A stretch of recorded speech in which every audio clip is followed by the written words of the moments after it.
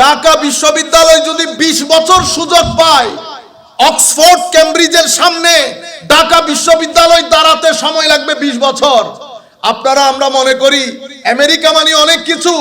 আল্লাহর ইজ্জতের কসম, আমাদেরকে যদি 20 থেকে 30 বছর সময় দেয়, যেই পরিমাণ মেধা আল্লাহ বাংলাদেশ, ইন্ডিয়া, পাকিস্তানকে দান করেছে, সেই মেধা দিয়ে আমাদের বুয়েট বলেন, ঢাকা বিশ্ববিদ্যালয়, জাহাঙ্গীরনগর বিশ্ববিদ্যালয়, আরো যে সমস্ত বিশ্ববিদ্যালয়গুলো আছে, সেটা আন্তর্জাতিক পর্যায়ে আসতে আমাদের সময় লাগবে 30 বছর মাত্র।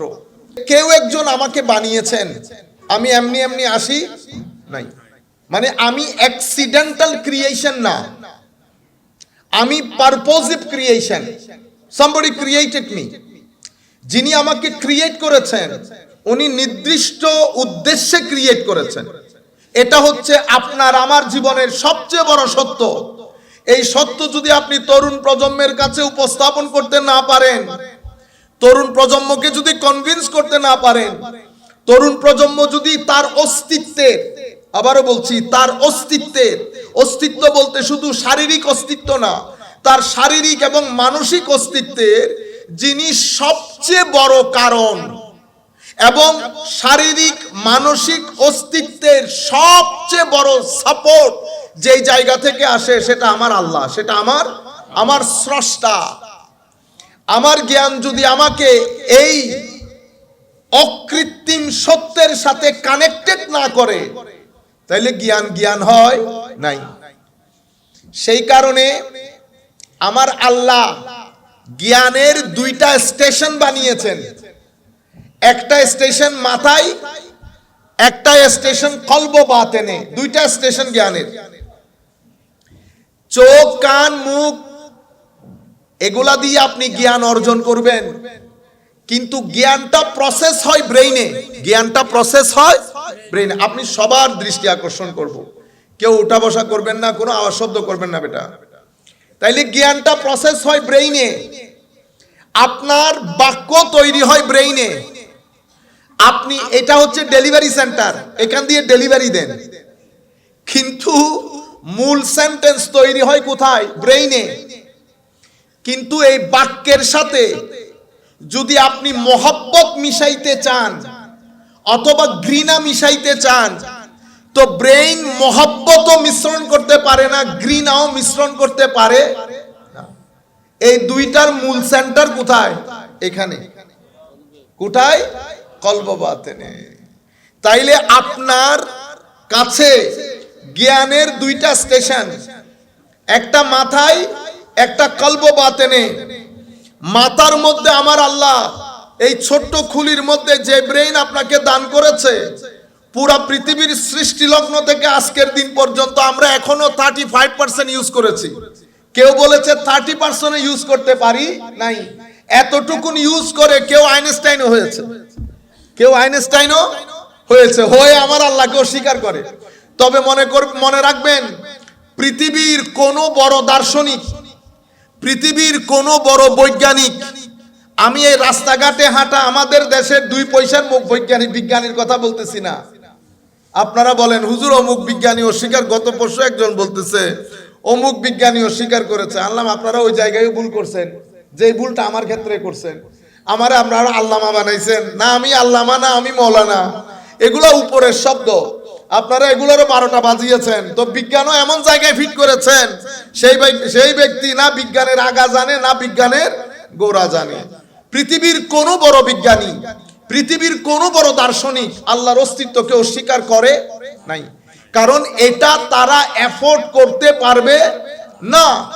বলে দেওয়া সহজ, এটা তো আর মাহফিল না, যা মন চাই বলে গেলেন। এটার মধ্যে আমি যদি আমার চাচাকে এম্বারেস করতে চাই, বুঝতে পেরেছেন, তো আমি 2টা কথা এখানে বলে দিলাম। উনি বেচারা ভদ্র মানুষ, তো উনি কি করেছেন, মুখটা নিচে করে চলে গেছেন, কারণ এটা আমার হাতে। তো সব জায়গায় এগুলা চলে না, জ্ঞানের মজলিস আলাদা, তো বলতে চাচ্ছিলাম, পৃথিবীর কোনো বড় দার্শনিক, বড় বৈজ্ঞানিক কেউ আল্লাহর অস্তিত্ব অস্বীকার করাকে এফোর্ড করতে পারবে না, বলেও নাই। সেই কারণ আপনি বলতেই পারেন না। এটা আপনার সাবজেক্ট ম্যাটারই না, এটা আপনার সাবজেক্ট। যিনি বিজ্ঞানী উনি এটা নিয়ে গবেষণা করেন, মানে রুমের ভিতরে কি আছে, উনি রুমের বাইরে যেতে পারবেন না, এটা আপনার বিষয়ই না। আপনি চালান কার, আপনি এরোপ্লেন নিয়ে কথা বলতে পারবেন? কারওয়ালা যদি এরোপ্লেনের ফতোয়া দেয় কেউ গ্রহণ করবে? ঠিক সেরকম, মানে কারওয়ালা এরোপ্লেনের ফতোয়া এফোর্ড করতে পারবে না। তাইলে জ্ঞানের দুটি স্টেশন আল্লাহ আপনাকে দান করেছেন, একটা ব্রেইন, একটা কলব বাতেন। মোহব্বত, হায় হায়, ঘৃণা, ঈমান। ঈমানের সেন্টার ব্রেইন না, ব্রেইনকে বলি আসবাব বা সবব, ওয়াসিলা। ব্রেইন দিয়ে আপনি ওখানে পৌঁছাবেন, কিন্তু জ্ঞানের সেন্টার বানানো হয়েছে কোথায়? কলব বাতেনকে। এই জন্য আমার নবী সাল্লাল্লাহু আলাইহি ওয়াসাল্লামকে আল্লাহ যে দায়িত্ব দিয়েছেন, সে দায়িত্বের মধ্যে অন্যতম দায়িত্ব হচ্ছে এই সেন্টারটাকে কি করা? পরিষ্কার করা। এই সেন্টারটাকে পরিষ্কার করা। মনে রাখবেন, মানুষের ভিতরে আল্লাহ, মানুষকে আরবির মধ্যে হাইওয়ান বলে, সাথে আরেকটা শব্দ ইউজ হয় নাতেক। আমাদের এখানে কেউ কাউকে হাইওয়ান বললে কি যে রাগ করে, অথচ হাইওয়ান কিন্তু গালি না। হায়াওয়ান মানে কি? প্রাণী, যার ভিতরে কি আছে? প্রাণ চঞ্চলতা আছে, তাকে হাইওয়ান বলে। যেমন আমাদেরকে কেউ যদি জানোয়ার বলে আমরা রাগ করি না, কিন্তু সেটা মিথ্যা। জানওয়ার, জানওয়ার, যার ভিতরে জান আছে, তো উনি তো মিথ্যা বলে নাই। তো সব সত্য সব জায়গায় বলতে নাই, মাইর খাইতে হয়। তাইলে মনে রাখবেন, এটা খুব গুরুত্বপূর্ণ জিনিস। আপনারা এখানে যারা বসেছেন সব একই লেভেলের শ্রোতা না, আমাদের এখানে 3 লেভেলের শ্রোতা আছে। এখন আমি কথা বলার সময় খুব সাবধানতা অবলম্বন করতে হয়, এডিট করতে হয় কথাবার্তার মধ্যে। আমরা চাচ্ছি বক্তব্যের এই জায়গার মধ্যে একটা বড় পরিবর্তন আসুক। যদি এই পরিবর্তন আমরা করে যেতে না পারি, তো আজ থেকে 10 বছর পরে মাহফিল যেগুলা হবে, সেই মাহফিলের যারা শ্রোতা হবে তারা আপনাদের থেকে পরিপূর্ণরূপে ডিফারেন্ট হবে, তাদের টেস্ট ডিফারেন্ট হবে, তাদের আন্ডারস্ট্যান্ডিং ডিফারেন্ট হবে। এদের কাছে দিন পৌঁছানোর উপর ডিপেন্ড করবে তারা মুসলমান থাকবে কি থাকবে না। আপনারা বুঝতে পেরেছেন? আমার দাদা দাদিরা যারা তাহাজ্জুদ পড়ে, তাদের নাতি নাতনিরা শুধুমাত্র জুমার নামাজে যায়, শুধুমাত্র জুমার নামাজে। আপনি আপনার ছেলেকে মনিটর করেন, দেখেন তার চিন্তা চেতনা কেন, কারণ সে এমন জায়গার সাথে কানেক্টেড, দিন রাত ওই কানেকশন সে মেইনটেইন করে, ওই কানেকশন সে মেইনটেইন করে। সেটা হচ্ছে ওয়েস্টার্ন ওয়ার্ল্ডের সাথে কানেকশন। যে এলাকার সাথে সে কানেকশন রাখে, সেই এলাকা চায় আপনার ভিতর যেন ধর্মের গ্রিপ লুজ হয়ে যায়, ধর্মের গ্রিপ লুজ হয়ে যায়। তাকে দিন ও রাত এগুলা বলে বলে তাকে কনভিন্স করা হয় যে দিন মানি ব্যাকওয়ার্ডনেস, দিন মানি ব্যাকওয়ার্ডনেস, পশ্চাৎপদতা। এটা সে তাকে বলা হয়। ব্যক্তি ক্ষেত্রেও কিন্তু সে একই জিনিস দেখে। সে মাদ্রাসায় দেখে গরিবের ছেলে যায়, এবং আমাদের এখানে ব্যাঙের ছাতার মতো আপনারা মাদ্রাসা বানিয়েছেন। ছেলে কতগুলাকে ধরে ধরে এনে আপনারা মাদ্রাসায় পড়াচ্ছেন সবাইকে, কাউকে হাফেজ কাউকে আলেম। বলেন তো দেখি, সে বড় হয়ে কি করবে? কি করবে সে? দ্বীনের খেদমত।